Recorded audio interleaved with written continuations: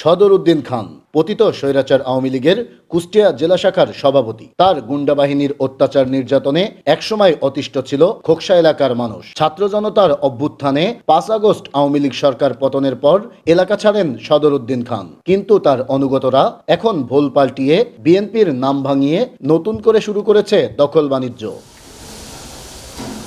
খোকসার B Mirzapur গ্রামে নজরুল ও তার ভাই বজলুর নেতৃত্বে চলছে অত্যাচার। অন্যের জমি নিজের বলে দাবি করে দখল উৎসবে মেতেছে এই বাহিনী। বাধা দিতে গেলেই নেমে আসছে নির্যাতন। সবসময় তারা আওয়ামী লীগের নাম ভাঙায় বা আওয়ামী লীগের ক্যাডার হিসেবে তারা আমাদের গ্রামে সাধারণ মানুষের উপর অত্যাচার করেছে।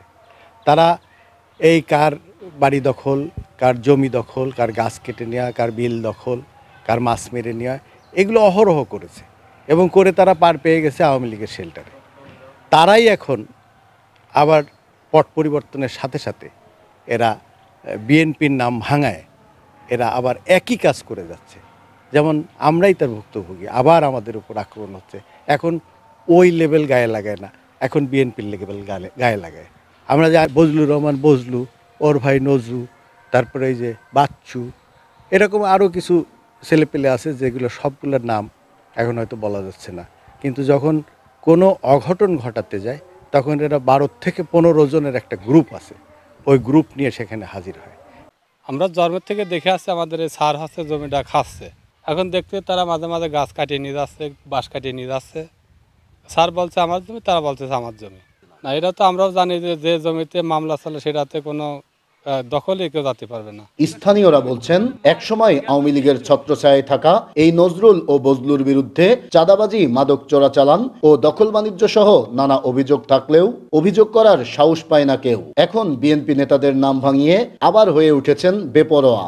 অন্যায়ভাবে গাছ কেটে নেয়, আমাদের জমি দখল করে নেয়। বিল ছিল এখানে, বিলটা সেই সময় নিয়ে নিয়েছিল আওয়ামী লীগের আমলে, এখন আবার বিএনপির ঘাড়ে চেপে এরা ইয়ে করছে। আমরা তো সাধারণ জনগণ, আমরা বিচার চাই এছাড়া আর কি। জোর আমার গায়ে শক্তি আছে, জোর করে একটা কিছু করলাম, এটা মানার মতো এটা নয়।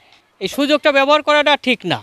এই আমাদের ভাই খাচ্ছে, বুঝলাম খাচ্ছে, ওরা বলছে আমরাও এখানে পাবো, ওরা সঠিক পাইলে ওরা নেবে, অবশ্যই নেবে, ওরা দিতেই হবে। এ বিষয়ে কথা বলতে গেলে সাংবাদিকদের উপস্থিতি টের পেয়ে বাড়ি থেকে পালিয়ে যান বজলু। আর নজরুল তার বিরুদ্ধে আনা অভিযোগ অসত্য বলে দাবি করেন।